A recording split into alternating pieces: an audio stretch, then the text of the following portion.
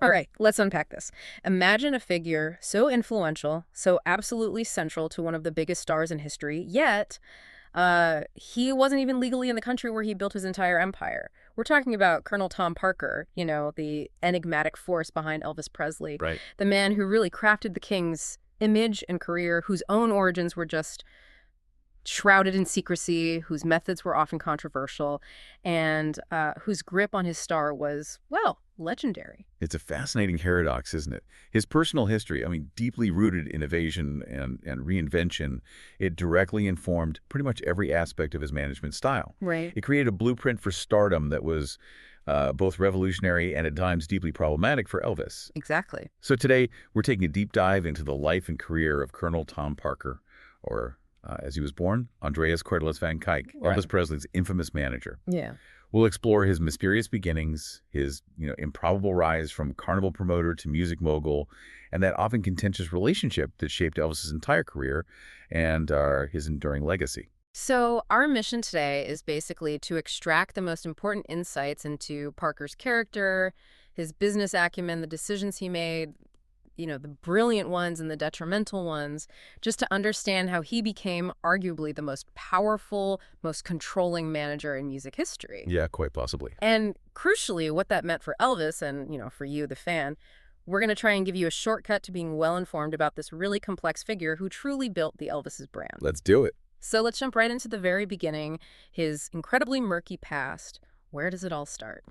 Well, Colonel Tom Parker, the name we all know, wasn't actually the name he was born with, as you Yeah. said. He entered the world as Andreas Cornelis Van Kyk on June 26, 1909, way back in Breda, North Brabant, in the Netherlands. Yeah. She was one of many children, the fourth or maybe fifth of 11, born to Maria Elizabeth Ponzi and Adam Van Kyk. His father was a former military man, worked as a delivery man for catalogs, and by Parker's own later estimations, his childhood was quite turbulent. He claimed he ran away from home 17 times by the age of 16. 17 times. Wow. Yeah, which is, a lot. And that's when his father died. Shortly after that, at 17, young Andreas moved to the bustling port city of Rotterdam to live with an aunt and uncle. His uncle was a skipper. Ah, okay. And even then, the pull of America was apparently strong. He openly talked about wanting to run away to the United States to make his fortune. He was definitely determined to make that fortune, but his first attempt to actually get to the U.S. was quite eventful, wasn't it? What did the latest records tell us about that early trip? Yeah, it's interesting. New passenger lists from 2023 actually reveal a slightly different timeline than some older biographies suggested. So instead of 1927, these records show he was actually sent back from New York to the Netherlands on March 20th, 1926. Sent back, so he made it over. They made it over, yeah. Think about that. A young man, barely 17, gets all the way across the Atlantic, only to be turned around and shipped back home to Rotterdam on the steamship SS Veendam. Wow. And the fact that the U.S. government actually paid for his return voyage, that suggests there was a pretty significant, probably legal issue involved, even at that really young age. Yeah, that's not just, visa problem. Exactly. This wasn't just a failed trip. It was a rather public, documented intervention for someone so young. That's a huge detail. Most people don't get deported at 17. But clearly, he didn't give up. No, definitely not. Uh-huh. Persistence was clearly a defining trait. In May 1929, almost 20 years old, Andreas Cornelis Van Kyk returned to the United States, and this time he was planning to stay. Okay, second time's the charm. Right. He immediately found work, immersed himself in the traveling entertainment industry, cutting his teeth with carnivals and something called a Chautauqua Educational Tent Show. Chautauqua, what's that? Yeah, for those maybe unfamiliar, Chautauqua shows were these popular adult education movements, late 19th, early 20th centuries. They offered a mix of lectures, concerts, entertainment, all under tents. Kind of like a traveling fair, but with an educational slant. Huh. Interesting. So this was his first real immersion into that whole world of showmanship, itinerant performance, and frankly, confidence games. A world that would profoundly shape his future. Makes sense. Then a few months later, apparently enticed by the promise of a Hawaiian station assignment, he enlisted in the United States Army. Ah, the plot thickens. Right. And this was a really critical step in shedding his past, because he used a false identity to disguise his illegal entry into the country. And that's where the name comes from. Exactly. His new name, Tom Parker, was reportedly taken from the officer who interviewed him during his enrollment. Just took the officer's name. Apparently so. Yeah. After enlisting, he completed basic training down at Fort McPherson in Georgia. A completely new identity, just like that. But his Army career wasn't exactly a straightforward path to stability either, was it? Not at all. He served 2 years in the 64th Coast Artillery out at Fort Shafter in Hawaii, which, sounds like maybe an escape from his past. Yeah. But then he re-enlisted at Fort Barrancas down in Florida, only to go AWOL, absent without leave. Oh, dear. He was charged with desertion, which led to solitary confinement. And this is where things take a really dark turn. From solitary, he apparently emerged with a psychosis, which led to him spending 2 months in a mental hospital. Ultimately, his condition led to his discharge from the Army. It's just hard to imagine that kind of early trauma. The deception, the legal vulnerability, those really significant mental health struggles didn't profoundly shape his later intensely controlling and secretive nature as a manager, wouldn't you say? Absolutely. The constant need to hide his true identity, his past. Yeah. The psychological toll of that, it clearly had to leave an indelible mark on his psyche and, well, his whole approach to life and business. Yeah. It's hard to imagine it didn't. The pressure of constantly concealing who you are, the psychological scars from that Army experience, that could easily forge someone who trusts very few people and holds everything incredibly close to the vest. Right. So what do we see in his actions immediately after his discharge, around 1931? Does it reinforce that? Well, after his discharge, Parker picked up a variety of odd jobs, working food concessions, gaming carnivals. Always moving, always hustling. Back to the carny life. Pretty much. It was between 1931 and 1938 that he really started building valuable contacts while working with Royal American Shows, which was a major traveling carnival. Okay. Then in 1935, he married Marie Frances Mott. She was 27, already twice married with a son. And there's some mystery around that marriage too, right? There is.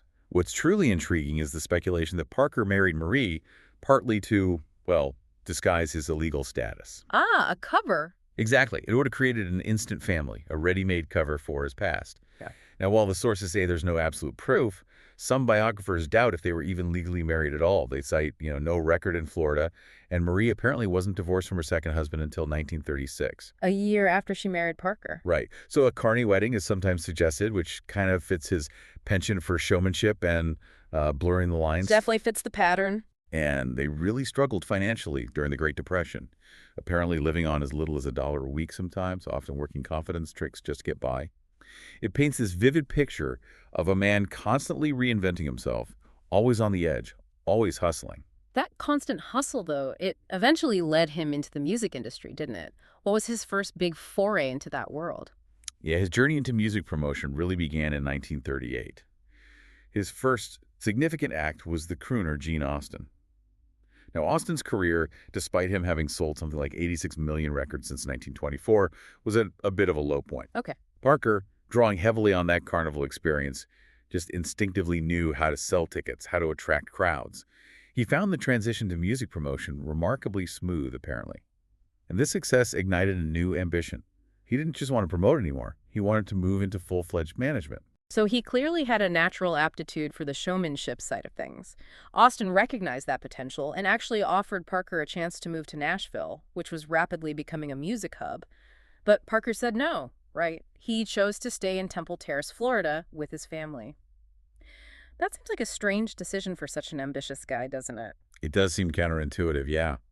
And the sources suggest this decision might have been heavily influenced, again, by his desire to avoid any paperwork that could expose his illegal immigration status. Ah, the secrecy again. It just highlights how deeply that was embedded in his life choices. And what's even more telling is that within about a year, a new law offered illegal immigrants a chance at U.S. citizenship in exchange for a promise to fight in World War II. A perfect opportunity. You'd think so. But Parker never applied. This was a clear chance to legitimize his status, and he passed it up. It just further emphasizes his commitment to keeping his past hidden, even from the government. Wow. That pattern of calculated risk and avoidance of scrutiny is just so consistent. After turning down Nashville, Parker found this secure, if kind of unexpected, job as a field agent for the Hillsborough County Humane Society. Right. Bit of a left turn. Yeah. But this job offered him not only a stable wage, but also a rent-free apartment in West Tampa, which was crucial given his earlier money troubles. And he used his, innate promotional skills to raise money and awareness for the society. Of course he did. And in doing so, he traveled to Tennessee to find acts for charity events, which included well-known artists like Minnie Pearl and, crucially, Eddie Arnold.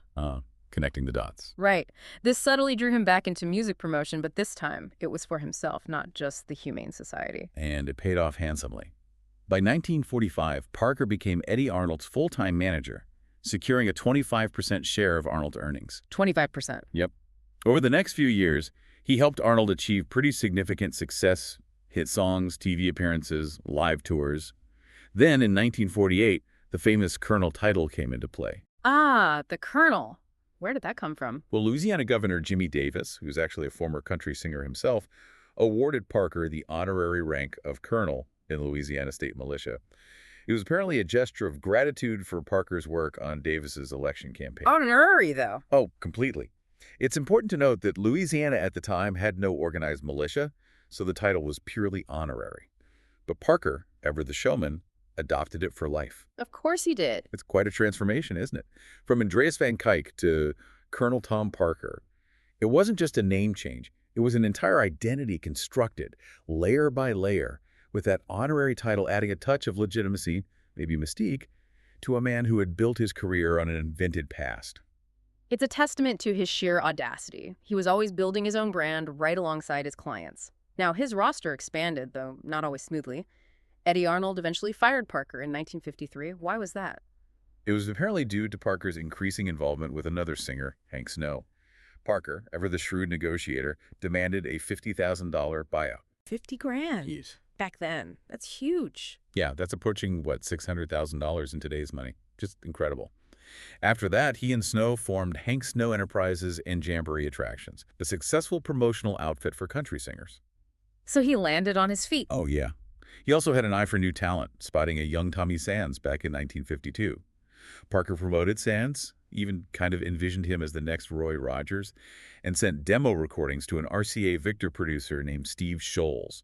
He was always looking for the next big thing, and that search would soon lead him to a talent unlike any other. Enter Elvis. Exactly. In early 1955, Parker's ears caught wind of something totally new: Elvis Presley. His singing style was just remarkably different from anything currently trending, and it immediately piqued Parker's interest. Right. Interestingly, Parker initially thought Presley might be black, which just highlights how revolutionary and genre-bending Elvis's sound was at the time. Yeah, blurring those lines. Presley was performing with the Blue Moon Boys, Scotty Moore on guitar, and Bill Black on bass. Now, Presley's early management was a bit of a revolving door before Parker really took over, right? It was. Scotty Moore was actually Presley's first manager, apparently encouraged by Sun Records owner Sam Phillips. Moore's contract was for 10% commission, which he reportedly never even took. Wow. When that contract expired, a Memphis radio personality named Bob Neal stepped in as manager. However, Neal soon began to struggle, apparently, with the just rapid pace of Presley's success. Too much. Too fast. Yeah, and this opened the door for Parker. In February 1955, after a meeting with Neal and Presley, Elvis agreed to let Parker take some control of his future bookings and promotions. Okay, getting his foot in the door. Right. Parker and Neal initially worked together, even using their Hank Snow tour to book Presley. But by the summer of '55, Parker had become Presley's special advisor. And crucially, since Elvis was still a minor, his parents had to sign this contract on his behalf. Ah, the parents. That's key. Parker quickly identified his primary mission: get Elvis a new recording contract with a larger, more established label. Sun Records owner Sam Phillips knew Presley needed that bigger brand to truly succeed, but he wasn't going to let him go easily. Phillips demanded what was then an unheard-of sum: $40,000 for Presley's contract release. $40,000 for an unknown kid, basically. Pretty much. That translates to almost $470,000 in today's money. Just an astonishing price tag for a young, relatively unknown artist back then. That's a huge gamble for any label to take on an artist at that stage. What was Parker doing to convince them to pay that kind of premium? Well, this is where Parker's genius for negotiation really shone through. He basically created artificial scarcity, right? He inflated Elvis's perceived value, forcing RCA to pay a premium that would set a whole new precedent for artist acquisitions. Playing hardball. Absolutely. Both Mercury and Columbia Records showed interest, but their initial offers were nowhere near Phillips' asking price. RCA Victor, which was Hank Snow's label, also showed interest but was understandably wary of the cost. However, that RCA Victor producer, Steve Sholes, was convinced of Presley's potential. He believed his style would be a massive hit if he signed with the right label. RCA initially wouldn't go above $25,000 for a practically unknown singer, but Parker, with his, masterful negotiation skills, persuaded them that Presley was no ordinary unknown. He made them see Elvis as an investment, not just a risk. And here's a fascinating glimpse into Parker's sort of shrewd, pragmatic thinking. Around the same time, because he was worried the Presley deal might fall through due to that crazy cost, Parker actually tried to sell Tommy Sands to RCA as a backup plan. No way. Yeah, he suggested to Sholes that Sands could record material similar to Presley's, but Sholes, apparently remembering his previous experience with Sands, dismissed him as a viable replacement for Presley. Parker clearly always had multiple irons in the fire, a sign of his deep experience in the fickle world of entertainment. It truly showcases his constant strategic maneuvers, doesn't it? So in November 1955, Parker and Hank Snow finally persuaded RCA to buy Presley out from Sun for the full $40,000. They paid it. They paid it. On November 21st, Presley's contract was officially transferred to RCA Victor. Now, while Snow might have believed Elvis was signing with their joint promotional outfit, that wasn't the case. It was purely the record label transfer. Ouch. Poor Hank Snow. Yeah. And Bob Neal, in exchange for a significant financial stake in the deal, agreed not to renew his management contract with Presley when it expired in March 1956. That completely cleared the path for Parker to fully assume the role. This was Parker's moment to truly ascend. So with Neal out of the picture, March 26, 1956, Presley signs an exclusive contract, making Parker his sole representative. And Parker left no doubt about it. When Hank Snow, who had helped with the RCA deal, asked about their contract with Presley, Parker famously just stated, "You don't have any contract with Elvis Presley. Elvis is signed exclusively to the Colonel." Wow, cold. Stone cold. And history was made. With Heartbreak Hotel in 1956, his first RCA Victor single, Elvis became an overnight recording sensation.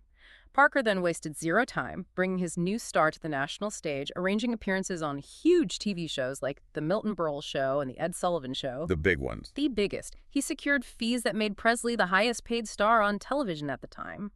By that summer, Elvis was one of the most famous new faces in America, thrilling teenagers and, predictably, causing outrage among older audiences and religious groups. Right, the controversy begins. Exactly. And Presley himself later said of Parker, "I don't think I would have ever been huge if it wasn't for him. He's a brilliant man." Parker's genius wasn't just in booking, though. It was in branding. He immediately saw the merchandising potential. He signed a deal with a Beverly Hills film merchandiser named Hank Saperstein for nearly $40,000 just to turn Presley into a full-fledged brand name. 40 grand just for merch rights. Yeah. And it was incredibly successful. With over 78 different products for sale, everything from charm bracelets to record players, Presley merchandise brought in a staggering $22 million by the end of 1956 alone. $22 million in 1956. Insane numbers. Parker, with his 25% share of the profits, found just unprecedented ways to monetize Elvis. A perfect example of his shrewd, almost audacious understanding of publicity and market segmentation was simultaneously selling "I love Elvis" and "I hate Elvis" buttons. Selling "I hate Elvis" buttons. That's pure marketing savvy right there, turning controversy directly into cash. Exactly. It showed he understood that even negative attention was still attention and it could all be monetized. Incredible. However, even the Colonel made missteps. What was his first big professional stumble with Elvis? Well, his first significant career mistake with Elvis happened in April 1956 when Parker booked Presley for a 4-week engagement in Las Vegas. Ah, Vegas. Early Vegas. Yeah, and he completely misjudged the older, more reserved audiences that Vegas typically attracted back then. While Elvis was igniting teenage fervor across America, the Vegas crowd found him, well, an oddity. Some viewed him as a clown-like figure wiggling his hips. Others found him vulgar and maybe more suitable for late-night clubs. Not the right fit. Definitely not. After a pretty cold reception during his first few shows, Parker quickly cut the appearance down to 2 weeks. Presley himself later remembered it as one of the worst moments of his entire career. Despite that setback, Parker's ambition for Elvis seemed to know no bounds. He moved quickly towards Hollywood. What was the vision there, and how did it blend with Elvis's music? Well, remembering that Presley had expressed interest in acting when they first met, Parker arranged a screen test with Paramount Pictures. The studio was apparently highly impressed with Presley's acting ability and signed him to a 7-picture contract. 7 pictures, just like that. Right out of the gate. Parker ensured the agreement allowed Presley the freedom to make at least 1 film a year with another studio, and he even managed to set up an office with staff right there at Paramount. Oh. Now, initially, Presley's acting career was envisioned as a serious one, but Parker, ever the opportunist, persuaded him to sing in his movies. He recognized the immense opportunity for lucrative cross-promotion of singles and albums. The synergy. Exactly. This proved to be a goldmine, especially when the single for Presley's first film, Love Me Tender, sold over 1 million copies in advance sales alone. By the end of 1956, Parker had made Presley one of the world's most well-known and highest-paid entertainers. It's interesting, though, that he wasn't just focused on Elvis even then. In 1957, Parker finally managed to give Tommy Sands, his earlier client, his big break. How did he manage that, and what does it tell us about Parker's strategic thinking? Yeah, he arranged for Sands to audition for and star in an episode of Kraft Television Theater called The Singin' Idol. The storyline was loosely based on Presley's life and career. Yeah. NBC had actually wanted Presley for the role, but Parker turned them down, possibly to avoid associating Elvis with the portrayal of a twisted psychopath depicted in the drama, according to some sources. Okay, protecting the brand. Right. Sands' performance earned critical acclaim, leading to a Capitol Records contract within a week, and his hit song, Teenage Crush, which hit #2 on the pop charts and sold 800,000 copies. Wow, big hit. It just demonstrates Parker's continued ability to leverage his connections and promotional genius for other acts, even while Elvis was just exploding into superstardom. He always had a backup plan or another opportunity simmering on the back burner. Always working the angles. Now, even with all of Presley's incredible success, Parker apparently continued to struggle with the belief that Elvis's career would last more than a year or two. He thought it would be foolish to assume Presley would be any different from the many, fleeting acts he'd seen in his carnival days. Right, that carny skepticism. So, when Presley received his draft notice from the United States Army in January 1958, while Elvis was reportedly pretty upset, Parker was secretly overjoyed. This decision to have Elvis serve as a regular soldier, not in special services, that really changed things, didn't it? What were Parker's calculations there? It's a really complex moment, and it definitely highlights his priorities. Parker believed a stint in the Army would maybe curb Presley's rebellious tendencies, make him more compliant. Control. Exactly. And it's also crucial to remember Parker's own history. He likely feared that any attempt to block the draft would lead to a more detailed look into his own questionable military record and his illegal immigrant status, something he certainly wanted to avoid at all costs. Of course. So he skillfully persuaded Elvis to serve as a regular soldier, arguing that this approach would make Elvis more accepted by the public, avoid media backlash. He then orchestrated it as this brilliant promotional opportunity, arranging for the media to witness Elvis's induction day, including that iconic haircut that sheared off Presley's famous hairstyle. Yeah, the haircut heard around the world. Pretty much. It was a brilliant PR move, turning a potential career obstacle into a patriotic triumph. So Parker turned a potential career derailment into a PR victory.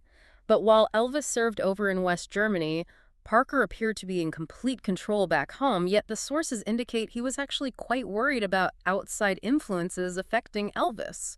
What was the concern? Yeah, he was definitely worried about losing his grip, wasn't he?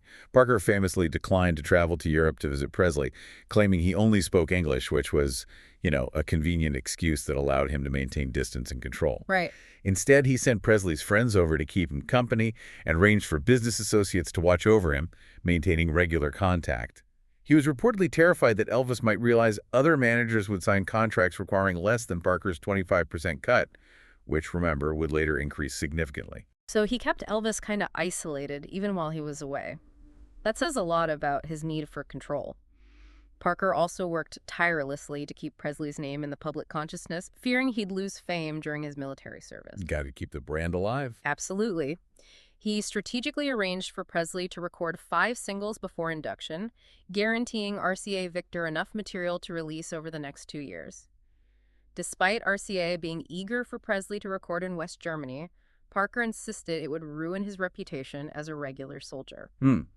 He also apparently fabricated stories for the press, things like a future live CCTV broadcast upon his return, annual television spectaculars, all designed just to keep Presley's name in the news. And when Elvis finally returned in March 1960, Parker orchestrated a truly triumphant comeback. He arranged for a train to take him from Washington, D.C. down to Memphis with scheduled stops along the way so fans could see their idol in person. Building the hype. Totally. If Parker had any lingering worries about Presley's fame waning, they were certainly dispelled by the massive turnout along that route. And what happened next is just a testament to Parker's shrewdness and his long memory. Frank Sinatra, Oh, yes, Sinatra. who had once famously called Presley a rock and roll disgrace back in the 50s, now wanted him to appear on The Frank Sinatra Show. Parker, not one to forget harsh criticism, demanded an exorbitant $125,000 for just 2 songs, totaling maybe 8 minutes on screen. Get out of here, $125,000. Yep. That sum, approaching $1.3 million today, was actually higher than Sinatra himself was getting paid for the entire show. But Sinatra agreed. Wow, Parker didn't mess around. No. The show, titled Welcome Home, Elvis, marked Presley's first national television appearance since 1957. That's a masterclass in holding a grudge and getting paid for it. Following the Sinatra special, Parker made this pivotal decision. Presley's future, he declared, lay in Hollywood. He envisioned Elvis as an entertainment machine, just churning out 3 feature films and accompanying soundtracks a year until the decade's end. The movie factory. Exactly. This strategy severely limited live performances. After just 3 charity shows in 1961, Presley gave no more live shows until 1968. It minimized his contact with fans.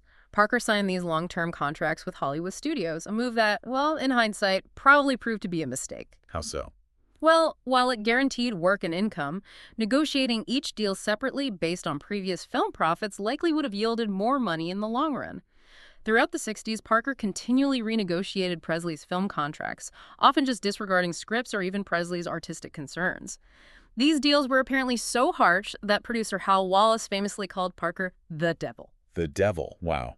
It's here we really see that profound paradox of Parker's management emerge, don't we? He was the visionary who built the Elvis's brand, but he also became the one who trapped him in this cycle of, formulaic films. Yeah, the gilded cage. He prioritized profit margins over artistic growth, creating what would become known as the dead ends in Elvis's career.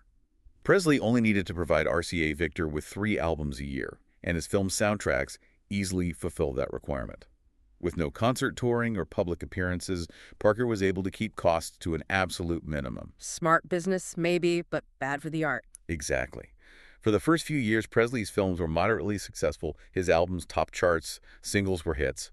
However, as the Beatles and Beatlemania began to just dominate the music scene, Presley's significance waned, and the film profits started falling off. And Parker's response? Parker's response was just to insist that films be made even more cheaply, on stricter schedules, with minimal hassle. He seemed to care only about the profits, not the quality of the product. When Elvis complained about wanting better scripts, Parker reportedly reminded him of his lavish lifestyle and warned him that risking $1 million a year for practically no work was dangerous. It sounds incredibly frustrating for Elvis. Parker himself admitted that after 1966, the income from Presley films and soundtracks had dramatically declined. So what did the Colonel do to compensate for that lack of earnings? Get creative. Oh, he got creative, all right, even if it was a bit unconventional.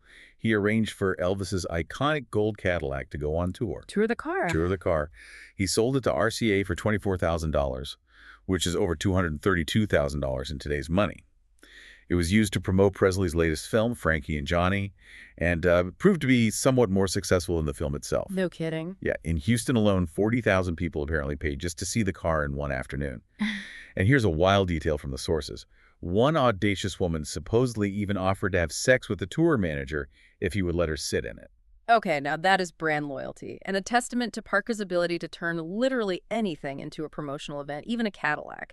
It just shows how he saw Elvis as this all-encompassing, monetizable brand. Crazy. By January 1967, Parker renegotiated his management contract again, persuading Elvis to increase his share from 25% to a whopping 50% on certain transactions. 50%. 50%.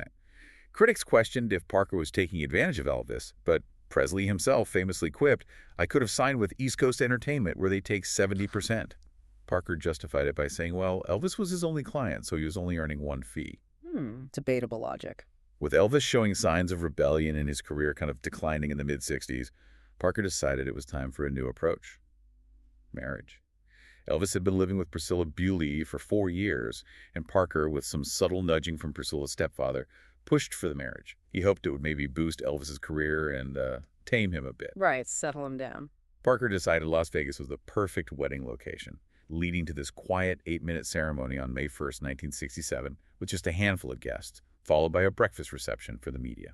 Very low-key, considering. This period also saw Elvis's big return to musical credibility, though. How did the '68 comeback special, such a stark contrast to the film machine, come about? And what role did Elvis play in shaping its direction? That feels important. It was hugely important. It took that 1968 television special, Elvis, which was sponsored by Singer Sony Machines, and the subsequent recording sessions back in Memphis, which gave us hits like Suspicious Minds and In the Ghetto, to truly restore his musical reputation. Right. And what's truly fascinating here is that for one of the few times, Elvis actually stood up against Parker.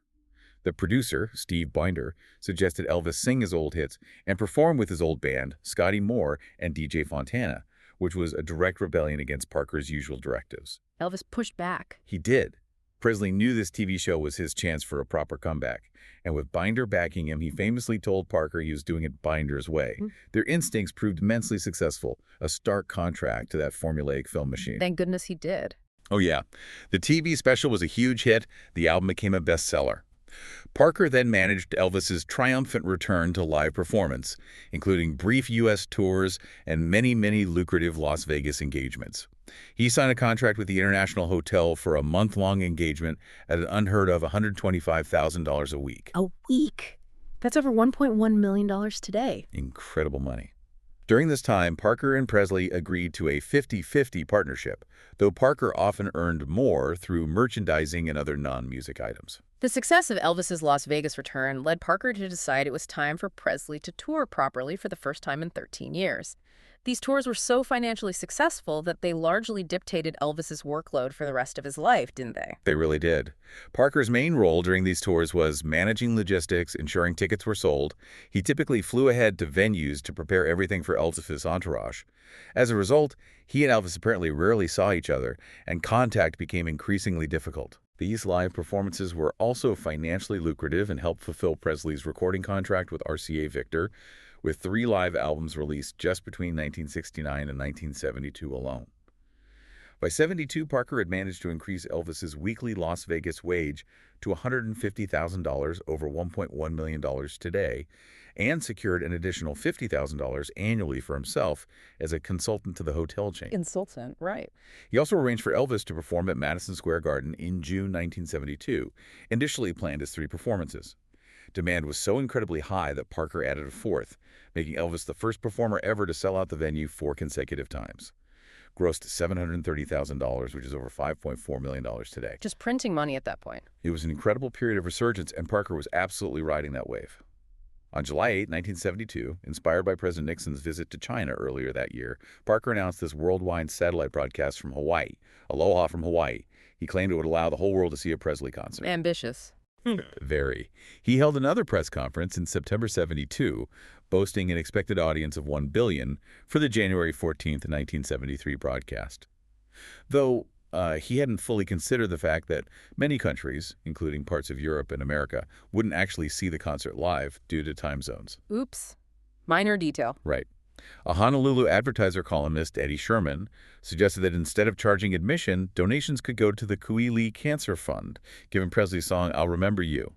Parker eagerly agreed, seeing the chance to publicize Elvis's charitable nature once again. Good PR move. And the Aloha from Hawaii album went straight to #1 on the U.S. charts in 1974, Elvis's first #1 album since the Roustabout soundtrack years earlier. Despite these huge professional highs, Presley's personal struggles were intensifying, particularly his drug dependency. In May 1973, Parker and Elvis's father, Vernon, even attempted to cut off his prescription drug supply. They hired private detectives, were temporarily successful, but Elvis just found other doctors. How culpable was Parker in Elvis's decline, given he was so close to the situation? It's a tough question. It's a really difficult question to answer definitively. Author Alana Nash suggests Parker just didn't know how to handle the situation discreetly, in the days before widespread rehab clinics. And he certainly feared loss of work or negative publicity if the truth got out. Understandable, maybe. Right. Parker himself stated that he privately spoke to Elvis multiple times, casually suggesting he quit, or tone down the pill popping and binge eating. But Elvis reportedly responded by telling Parker to stay out of his personal business. Yeah. From 1974 onward, Elvis's weight gain and prescription drug abuse became pretty much uncontrollable, leading to increasingly drugged appearances on stage where he'd slur his words, forget lyrics. Tragic. It's a tragic part of the story, absolutely. And Parker was certainly deeply enmeshed in it, even if his primary intention was just to protect the career, the money machine. In the midst of all this, after the Aloha special, Parker made a really controversial deal that would later be heavily scrutinized. He offered RCA Records Elvis's entire back catalog for $5.4 million. Now, at the time, it wasn't considered particularly valuable, but later, this catalog would become one of the most valuable in the music business. Huge mistake in hindsight. Massive. The sale meant that after his death, Elvis's estate would receive absolutely no royalties for any Presley recordings made prior to 1973. This seems like a massive long-term financial vulnerability. Why on earth would Parker make such a deal? This decision indeed created a massive long-term financial vulnerability for the estate. It really highlights how Parker's earlier decisions, often made for short-term gain, or maybe to avoid scrutiny, ultimately had these devastating consequences down the line. Yeah. It is important to note, though, that Presley himself had apparently asked Parker to raise funds specifically to pay for his impending divorce settlement from Priscilla, which was filed in 1973. Okay, so there was a reason. There was a reason. Parker was acting on a direct request for a large sum of money, even if the method proved to be incredibly short-sighted in the long run. The strain on their relationship, however, was becoming really evident. In September 1973, during a closing night performance, Elvis verbally attacked the Hilton Hotel's chairman, Baron Hilton, on stage after a staff member he liked was fired. Oh, boy. Parker, furious, stormed into Presley's dressing room after the show. It led to this heated argument where Elvis actually fired him. Parker, in turn, declared, "You can't fire me, I quit," and demanded $2 million to end their contract. $2 million. After nearly 2 weeks of trading insults, they ultimately decided to just continue working together.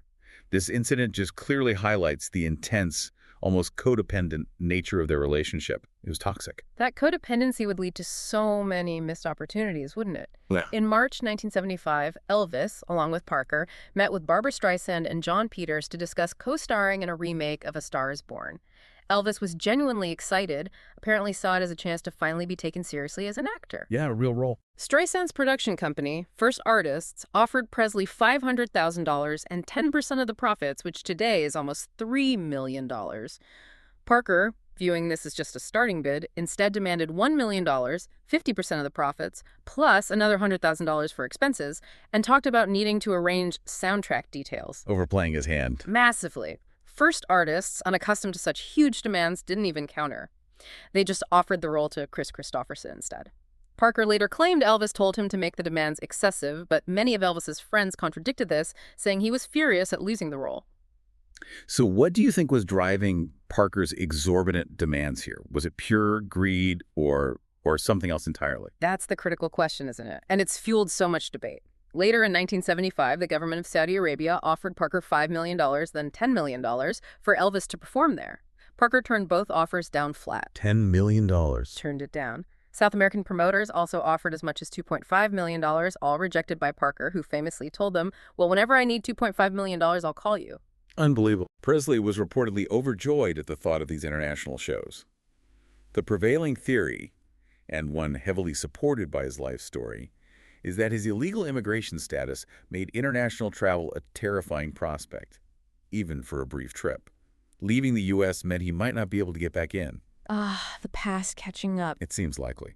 By this time, Elvis was seriously considering new management.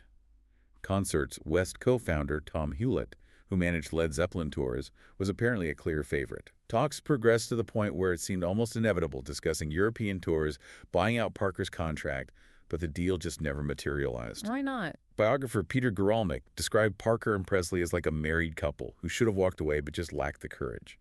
Parker remained his manager without a break until Elvis's death. The relationship was clearly nearing its breaking point, though. In July 1976, 3 of Elvis's bodyguards, members of the Memphis Mafia, were fired by Vernon Presley and decided to write a tell-all book, Elvis: What Happened. Worried about the impact, Elvis, through his father, asked Parker to stop its publication. Parker made several attempts but failed.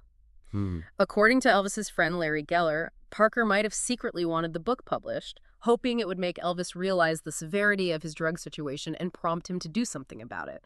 The book was published just a month before Elvis's death. Wow, that's dark. Yeah. In his final years, Parker and Elvis saw little of each other, becoming almost strangers, according to some accounts. Parker denied rumors of selling Elvis's contract, but had indeed been in talks with Led Zeppelin's manager, Peter Grant, about a potential European tour for Presley. It just never happened. And it's impossible to discuss Parker's later management without addressing his significant personal issues, particularly his gambling addiction. Biographers Dirk Valenga and Alana Nash state that Parker's gambling habit began to get really out of control in the mid-1960s, maybe fueled by his wife's declining health and Elvis's own career struggles. How bad was it? Apparently, he would often gamble 12-14 hours at a time, betting huge sums, and reportedly losing at least $1 million a year. $1 million a year. By the time of Elvis's death in 1977, it was suspected that Parker owed the Las Vegas Hilton over $30 million. $30 million. Which translates to a staggering $155 million in today's dollars. Despite earning over $100 million in his lifetime, Parker's estate was worth barely $1 million when he died. Incredible. It truly raises the question, how much did these enormous gambling debts influence his management decisions? Especially pushing Elvis into those grueling tours and rejecting lucrative film and international offers that might have taken Elvis out of Vegas, away from the casinos. Yeah, you have to wonder. The anecdotes of Eddie Murphy and Mick Davis recounting Parker rubbing their heads for luck in Vegas just hint at the pervasive nature of his addiction. Elvis Presley died on August 16, 1977, just one day before a planned tour was set to begin. Accounts vary on Parker's immediate reaction. Some say he acted as if nothing happened. Others claim he slumped in his chair, muttered, "Oh, dear God," before quickly phoning Vernon Presley to advise on protecting Elvis's image. His famous quote, when asked by a journalist what he would do now, was, "Well, I'll just go right on managing him." Chilling. Almost immediately, and notably before even visiting Graceland, Parker traveled straight to New York to meet with merchandising associates and RCA executives, instructing them to prepare for a huge demand for Elvis products. Business first. Always. He later attended Elvis's funeral in Memphis, surprising mourners by wearing a Hawaiian shirt and a baseball cap, smoking his trademark cigar, and purposely avoiding the casket. At the funeral, he also persuaded Vernon Presley to sign over control of Elvis's career in death to him. Parker immediately set about managing the Presley estate, but it was just fraught with financial mismanagement from the start. He set up a licensing operation with a company called Factors Etc. Inc. to control Presley merchandise and generate income. However, it was later revealed that Parker owned 56% of that company. Elvis's estate owned only 22%, and various business associates made up the remaining 22%. Unbelievable structure. And because of Parker's earlier ill-advised agreement with RCA that gave them sole ownership of all pre-1973 recording royalties, the estate heavily relied on income from Factors Etc. With Parker still entitled to 50% of all Elvis's income, even posthumously, and after taxes were taken off, the estate received less than $1 million a year for upkeep. Barely surviving. Then in January 1979, an even more damaging revelation came to light. Sure. Presley had lost out on millions in royalties for songs where he was listed as an author or composer because Parker had unwisely advised him not to sign up with ASCAP or BMI, the performance rights organizations that ensure artists get paid. Oh, that's basic. Right. Experts estimated this mistake potentially cost Elvis, and by extension, Parker himself, millions and millions of dollars. It's just an incredible testament to his short-sightedness in certain areas, isn't it? Particularly when it came to the estate's long-term financial health. By 1980, the cost of running the estate was estimated at $500,000 a year. Priscilla Presley and the other co-trustees were initially prepared to let Parker continue handling Elvis's business affairs, even petitioning the court to that end. Really? After all that? Apparently so, initially. However, Judge Joseph Evans, mindful that Lisa Marie Presley was still a minor, appointed an attorney named Blanchard E. Toole to investigate Parker's management. Toole's preliminary finding was damning. Parker's 50% management deal was deemed extortionate compared to the industry average of 15–20%. Finally, someone called it out. He also noted that Parker's handling of Presley's business affairs during his lifetime, including that 1973 catalog sale, was unethical and poorly managed. During a more detailed investigation, Toole discovered earnings were being paid directly to the trust instead of Parker. With the IRS demanding almost $15 million in taxes, the estate was facing bankruptcy. This naturally led to significant legal battles. On August 14, 1981, Judge Evans ordered Elvis Presley Enterprises to sue Parker for mismanagement. Parker, in turn, countersued. Of course he did. The case was eventually settled out of court in 1983. The estate paid Parker $2 million over $6.3 million today in exchange for all Presley audiovisual rights he owned and a termination of his involvement in any Presley-related earnings for 5 years. So that was the end of his direct involvement. Pretty much.